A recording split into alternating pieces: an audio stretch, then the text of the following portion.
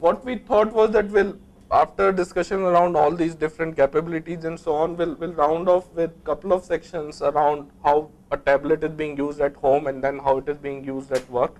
So we'll start off with iPad at home. I think one running theme you would have seen in my presentation is I use the iPad a lot for consuming articles, content of all kind, reading magazines, and I think iPad is just great for that. Whether you want to read it from books, whether you want to read your Twitter feed, whether you want to read articles on the website, iPad works phenomenally well for that. There is a great selection of music of all kind available in iTunes. I think someone was mentioning it's not very popular in India, but I think for people who need it, it's fairly good. Similarly, shows and podcasts, there are a lot of technical podcasts also available in iTunes. FaceTime is great for video chatting. People who have iPhone or Mac or iPad, it's very easy to have a video conference with them, a high quality video conference with them. You can do it on the phone, you can do it only over Wi-Fi, but once you are on Wi-Fi, it's a fairly good feature to have. Another, as in we already talked about iCloud, that has been a great addition for me. I mostly when I'm back from work, even if I have to do a little bit of kind of presentation making or scribbling some notes or drawing some wireframes, I usually do all of that on the iPad. There are there is some size limit. I don't remember the exact numbers, but there is something which is free, and then there is something which you can buy.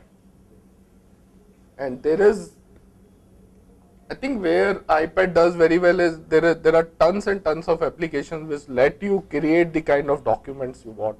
I use Keynote for making presentations. It's not as good as Samsung, who's giving it free. I had to pay something, but it's really good. And then there are tons of, the other thing which I use a lot is, besides mail, of course, the other thing I use a lot is either an app to draw wireframes. There are excellent apps available which let you draw all kind of wireframes. There are excellent apps available which let you kind of scribble notes if that's what you want, or draw basic wireframes in those apps as well. So there is a lot of option available when it comes to creating content. And iCloud has made it easy to sync most of that content back. Even before iCloud, there were apps like Dropbox, which made it easy to sync content back. Another thing, really good thing is AirPlay. I'm saying honorable mention. I think it's a very good feature. It's basically all about the capability to let you project what is there on your iPad to a TV without any wires.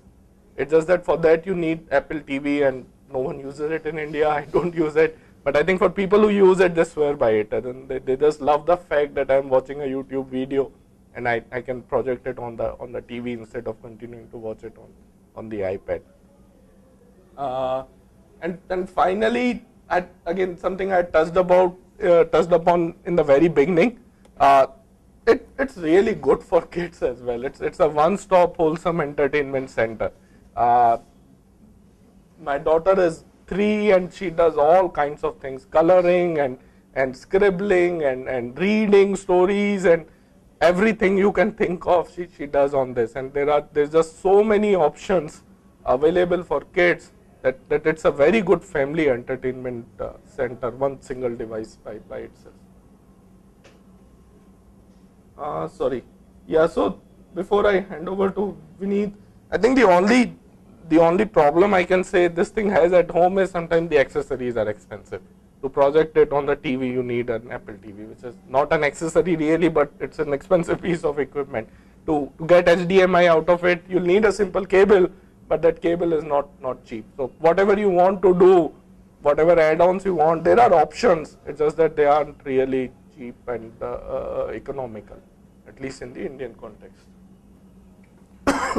Okay, moving to the Galaxy Tab. So there are some limitations where Android needs to improve from an operating system and an apps perspective.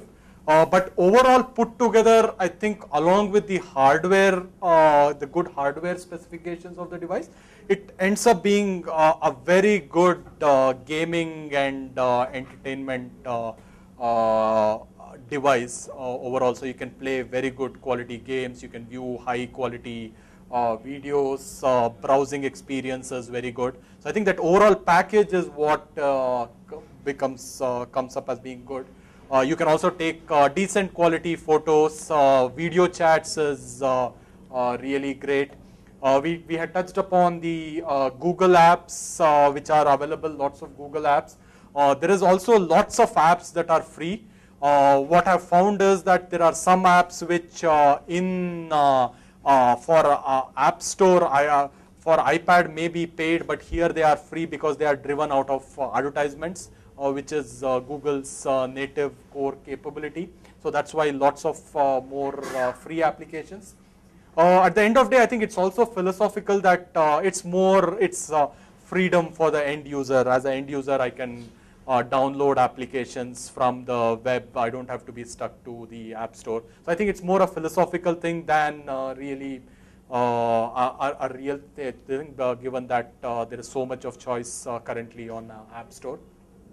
A couple of not so good things. The one which keeps me kind of worrying is what happens to this device. Will it be will it get the ice cream sandwich upgrade or not? Because it's really multiple layers, right? First there is Google, then there is Samsung, who decides a while after Android launches its updates around whether this device will upgrade or not. So that's something that is worrying, because if it doesn't release the upgrade, the device utility is limited.